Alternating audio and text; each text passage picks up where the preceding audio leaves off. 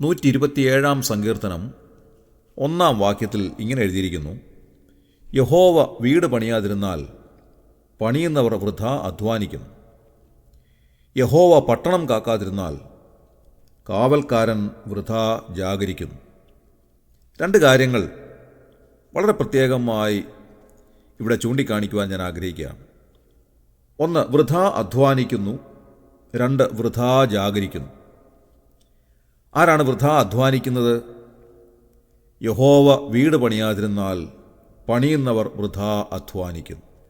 നമുക്കറിയാം, നമ്മുടെ ചുറ്റുപാടുകളിൽ ധാരാളം കൺസ്ട്രക്ഷൻ വർക്കുകൾ നടക്കുന്നുണ്ട്. പാലങ്ങൾ പണിയുന്നുണ്ട്, റോഡുകൾ പണിയുന്നുണ്ട്, വലിയ വലിയ ലോഡ്ജുകളും ഹോട്ടലുകളും ഒക്കെ പണിയുന്നത് നമുക്ക് കാണുവാൻ കഴിയും. നാം ജീവിക്കുന്നതായ ഈ കാലയളവുകളിൽ ഈ കൺസ്ട്രക്ഷൻ വർക്കുകളെന്ന് പറയുന്നത് അതിൻ്റെ നൂതനമായിട്ടുള്ള സാങ്കേതിക വിദ്യകൾ ഉപയോഗിച്ചുള്ള വർക്കുകളാണ് നടക്കുന്നത്. പഴയ കാലത്ത് ഇങ്ങനെയൊന്നും ആയിരുന്നില്ല. പഴമയുടെ ഒരു പാറ്റേൺ അതിലുണ്ടായിരുന്നു. ഒരു ചെറിയ വീട് വയ്ക്കുമ്പോഴാണെങ്കിലും അതിൻ്റേതായ ഒരു തനതായ രീതി ഉണ്ടായിരുന്നു.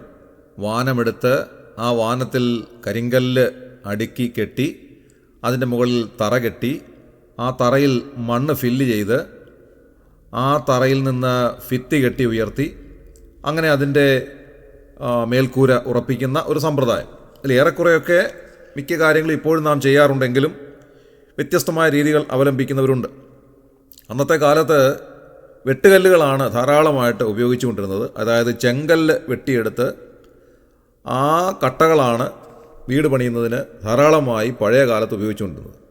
ഒരു വീട് പണിയുമ്പോൾ അവരവരുടെ പറമ്പിൽ തന്നെ ചെങ്കല്ല് വെട്ടിയെടുക്കാനുണ്ടെങ്കിൽ അവിടെ നിന്ന് തന്നെ വെട്ടിയെടുക്കുകയും കരിങ്കല്ല് പൊട്ടിച്ചെടുക്കാനുണ്ടെങ്കിൽ അവരവരുടെ പറമ്പിൽ നിന്ന് തന്നെ കരിങ്കല്ല് പൊട്ടിച്ചെടുക്കുകയും ഒക്കെ ചെയ്യുന്ന ഒരു രീതി ആ കാലത്തുണ്ടായിരുന്നു. അതുപോലെ കട്ടള, ജനൽ ഇങ്ങനെയുള്ള കാര്യങ്ങൾ ചെയ്യുന്നതിന് വേണ്ടിയുള്ള തടി അവരവരുടെ പറമ്പിൽ തന്നെ ഉണ്ടായിരുന്നു. ആ കാലത്ത് വീടുകൾ പണിയുമ്പോൾ കുമ്മായത്തിൻ്റെ ഉപയോഗം ധാരാളമായിട്ടുണ്ടായിരുന്നതായിട്ട് കാണാൻ സാധിച്ചിട്ടുണ്ട്. സിമെൻറ്റിൻ്റെ ഉപയോഗം ഇന്നത്തേതുപോലെ അത്ര വലുതായിട്ടൊന്നും ഉണ്ടായിരുന്നില്ല. ബെൽറ്റ് വാർക്കുന്നതിനും അതുപോലെ തന്നെ തറ ഇടുന്നതിനും ഭിത്തി തേക്കുന്നതിനും ഒക്കെയാണ് അന്ന് സിമെൻറ്റിൻ്റെ ഉപയോഗം ഉണ്ടായിരുന്നത്. എന്നാൽ അന്നത്തെ കാലത്ത് ഭിത്തി കെട്ടുന്നതിന് കുമ്മായക്കൂട്ട് ഉപയോഗിച്ചിരുന്നു. അത് ബലവത്തായിരുന്നതാണ്. എന്തായിരുന്നാലും പഴയ ഒരു രീതി ഉണ്ടായിരുന്നു. ആ രീതിയിലാണ് ആ കാലത്തെ കെട്ടിടങ്ങളെല്ലാം തന്നെ നിർമ്മിച്ചിരുന്നത്. എഞ്ചിനീയർമാരുടെ ആധിക്യമൊന്നും അന്ന് ഉണ്ടായിരുന്നില്ല. സാധാരണ പോലെയുള്ള മേസ്ത്രിമാരും ആശാരിമാരും ഒക്കെയാണ് അന്നത്തെ വീടുകളുടെ പണി കാര്യങ്ങൾ നിയന്ത്രിച്ചിരുന്നത്. ഒരു കാര്യം എന്തായാലും സമ്മതിച്ചേ തീരൂ, അങ്ങനെ അവരുടെ നിയന്ത്രണത്തിലും പ്ലാനിലും ഒക്കെ ചെയ്തതായ കെട്ടിടങ്ങൾക്ക് യാതൊരു കേടും കൂടാതെ 100ഉം 120ഉം 150ഉം വർഷങ്ങൾ നിലനിൽക്കുന്നു എന്നുള്ളത് എല്ലാവരും സമ്മതിക്കുന്നതായ ഒരു കാര്യമാണ്. എന്നാൽ ആധുനിക കാലത്ത് എഞ്ചിനീയറിംഗ് സംവിധാനങ്ങൾ ക്രമാതീതമായി വർദ്ധിച്ചു വരുമ്പോൾ, അതുപോലെ തന്നെ പഴയ പാറ്റേണൊക്കെ മാറി പുതിയ രീതിയിലുള്ള കെട്ടിടങ്ങളൊക്കെ ആയി വരുമ്പോൾ പണിത് തീരുന്ന ഉടനെ തന്നെ പൊളിഞ്ഞു താഴെ വീരുന്നതായ രീതികളാണ് നാം കണ്ടുവരുന്നത്. അത് കെട്ടിടങ്ങളായിരുന്നാലും പാലങ്ങളായിരുന്നാലും എല്ലാം ഒരുപോലെ തന്നെ. ഏതെല്ലാം തരത്തിലുള്ള കെട്ടിടങ്ങൾ പണിതിരുന്നാലും ഒരു വീട് വയ്ക്കുന്നത് തീർച്ചയായും പ്രത്യേകതകളുള്ളതായ ഒരു പണിയാണ് എന്ന് കാണുവാൻ കഴിയും. മറ്റ് കെട്ടിടങ്ങൾ പോലെയുള്ള ഒരു പണിയല്ല വാസ്തവത്തിൽ വീടിൻ്റെ പണി എന്ന് പറയുന്നത്. അത് വയ്ക്കുന്നത് ഒരു സന്തോഷമുള്ള കാര്യമാണ്. അത് എല്ലാവരും വളരെ ശ്രദ്ധാപൂർവം ചെയ്യുന്നതായ ഒരു കാര്യമാണ്. പ്രത്യേകിച്ച് അവരവരുടെ വീടുകൾ പണിയുമ്പോൾ അതിൻ്റെ ഉടമസ്ഥർ വളരെയേറെ ശ്രദ്ധിച്ചാണ് ഓരോ കാര്യങ്ങളും ചെയ്യാറുള്ളത്. വളരെ സന്തോഷകരമായ ഒരു പണിയാണ് വീടിൻ്റെ പണി എന്ന് പറയുന്നത്. കാരണം എല്ലാവരുടെയും സ്വപ്നമാണ് അവരവരുടെ വീട് എന്നുള്ളത്. വീടില്ലാത്തവർക്ക് മാത്രമേ വാസ്തവത്തിൽ ഒരു വീടിൻ്റെ വില അറിയുവാനായിട്ട് സാധിക്കുകയുള്ളൂ. പിതൃസ്വത്തായി കിട്ടിയ വീടുകളിലൊക്കെ പാർക്കുന്ന ധാരാളം ആളുകളുണ്ട്. വലിയ മണിമാളികളിൽ പാർക്കുന്നവരുണ്ട്. അവർക്കൊന്നും വീടിൻ്റെ വില വലുതായിട്ട് മനസ്സിലാവുകയില്ല. എന്നാൽ സ്വന്തമായി വീടില്ലാത്തൊരു വ്യക്തി എത്രമാത്രം കഷ്ടപ്പെട്ടും ബുദ്ധിമുട്ടിയും ഒക്കെയാണ് ഒരു വീടുണ്ടാക്കുന്നത് എന്നുള്ളത് ചിന്തനീയമായ ഒരു കാര്യമാണ്. ഏറ്റവും കൂടുതൽ അധ്വാനം ആവശ്യമുള്ളതും അവരവരുടെ വീടിന് വേണ്ടി തന്നെയാണ്. മറ്റുള്ള ഒരു കാര്യത്തിനും നാം ഇത്രമാത്രം അധ്വാനിച്ച് കാര്യങ്ങൾ ചെയ്യുന്നില്ല. നാം ഏറ്റവും കൂടുതൽ അധ്വാനിക്കുന്നത് നമ്മുടെ ഭവനത്തിന് വേണ്ടിയാണ്. ആ അധ്വാനത്തെ സംബന്ധിച്ച് ദൈവാത്മാവ് പറയുകയാണ്, യഹോവയായ ദൈവം നമുക്ക് വീട് പണിത് തരുന്നില്ല എങ്കിൽ നമ്മുടെ അധ്വാനം വൃഥാവിലാണ്. നമ്മുടെ അനുദിന ജീവിതത്തിൽ നാം ഒരുപാട് അത്യധ്വാനം ചെയ്യുന്നവരാണ്. എന്നാൽ നമ്മുടെ അധ്വാനത്തിന് ഫലമുണ്ടാകണമെങ്കിൽ വലിയവനായ ദൈവം നമ്മിൽ പ്രസാദിക്കണം എന്ന് ദൈവവചനം നമ്മെ പഠിപ്പിക്കുന്നു. യഹോവയായ ദൈവം നമുക്ക് വേണ്ടി കാര്യങ്ങളെ സാധ്യമാക്കി തരാതെ നാം എത്രമാത്രം അധ്വാനം ചെയ്താലും അതിൽ യാതൊരു പ്രയോജനമില്ല എന്ന് ദൈവവചനം നമ്മോട് അസന്നിഗ്ധമായിട്ട് പറയുകയാണ്. ഒരുപക്ഷെ നാം കഠിനാധ്വാനം ചെയ്യുന്നവരായിരിക്കാം. നാം ഒരുപാട് കാര്യങ്ങൾ പ്ലാൻ ചെയ്തുകൊണ്ട് ജോലി കാര്യങ്ങളൊക്കെ നിർവഹിക്കുന്നവരായിരിക്കാം. ഒത്തിരി കണക്കുകൂട്ടലുകൾ നടത്തിക്കൊണ്ട് കാര്യങ്ങൾ ചെയ്യുന്ന ധാരാളം പേരെ ഞാൻ കണ്ടിട്ടുണ്ട്. വീടിനെ സംബന്ധിച്ച്, ജോലിയെ സംബന്ധിച്ച്, സാമ്പത്തികമായിട്ടുള്ള ഡെപ്പോസിറ്റ് സംബന്ധിച്ച് ഒക്കെ വലിയ കണക്കുകൂട്ടലുകൾ നടത്തുന്ന ധാരാളം ആളുകളുണ്ട്. അങ്ങനെ വലിയ കണക്കുകൂട്ടലുകൾ നടത്തി ലക്ഷക്കണക്കിന് രൂപ ബാങ്കുകളിൽ കൊണ്ട് നിക്ഷേപിച്ച ആളുകളുടെ സകല നിക്ഷേപവും പെട്ടെന്നൊരു ദിവസം ബാങ്ക് പൊട്ടിയതിലൂടെ നഷ്ടമായ ആയിരക്കണക്കിന് ആളുകളും നമ്മുടെ ചുറ്റുപാടുകളിലുണ്ട് എന്നുള്ളതൊരു യാഥാർത്ഥ്യമാണ്. പ്രിയമുള്ളവരെ, ദൈവവചനം നമ്മോട് പറയുകയാണ്, നാം എന്തെല്ലാം അധ്വാനിച്ചാലും വലിയവനായ ദൈവം നമുക്ക് വേണ്ടി കാര്യങ്ങളെ സാധ്യമാക്കി തരുന്നില്ല എങ്കിൽ നമ്മുടെ അധ്വാനമെല്ലാം വെള്ളത്തിൽ വരച്ച വര പോലെയാണ് എന്നുള്ളതത്രേ യാഥാർത്ഥ്യം. ഈ 1-ാം വാക്യത്തിൻ്റെ 2-ാമത്തെ ഭാഗത്തിലും നാം കാണുന്നത് ഇതുതന്നെയാണ്. യഹോവ പട്ടണം കാക്കാതിരുന്നാൽ കാവൽക്കാരൻ വൃഥാ ജാഗരിക്കുന്നു. യഹോവയായ ദൈവം നമ്മെ കാവൽ ചെയ്യേണ്ടത് ആവശ്യമാണ്. അവിടുന്നാണ് നമ്മെ പരിപാലിക്കേണ്ടുന്നത്. അതുകൊണ്ടാണ് 121-ാം സങ്കീർത്തനത്തിൽ നാം വായിക്കുന്നത്, യഹോവ നിന്റെ പരിപാലകൻ, യഹോവ നിന്റെ വലത്തുഭാഗത്ത് നിനക്ക് തണൽ. വലിയവനായ ദൈവം നമ്മെ പരിപാലിക്കണം.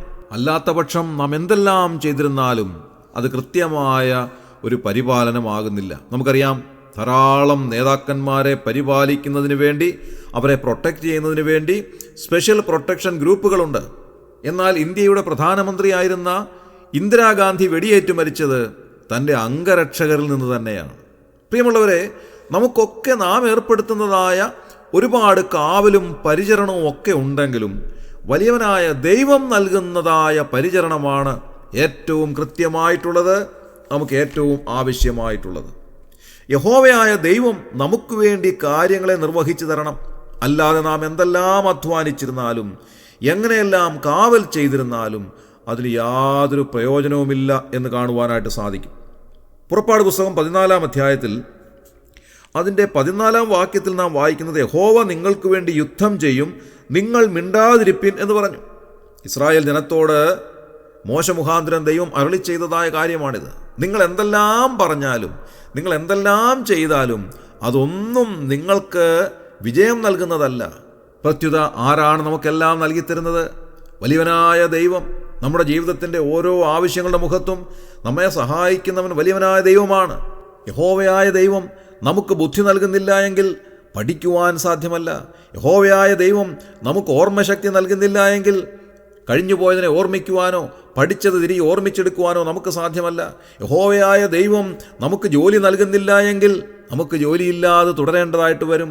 യഹോവയായ ദൈവം നമുക്ക് ആരോഗ്യം നൽകുന്നില്ല എങ്കിൽ ജോലി കാര്യങ്ങൾ ചെയ്യുവാൻ നമുക്ക് സാധ്യമല്ല. യഹോവയായ ദൈവം നമുക്ക് വേണ്ടി വീട് പണിത് നൽകണം. യഹോവയായ ദൈവം നമ്മെ കാവൽ ചെയ്യണം. യഹോവ നമുക്ക് വേണ്ടി എല്ലാം നൽകിത്തരണം.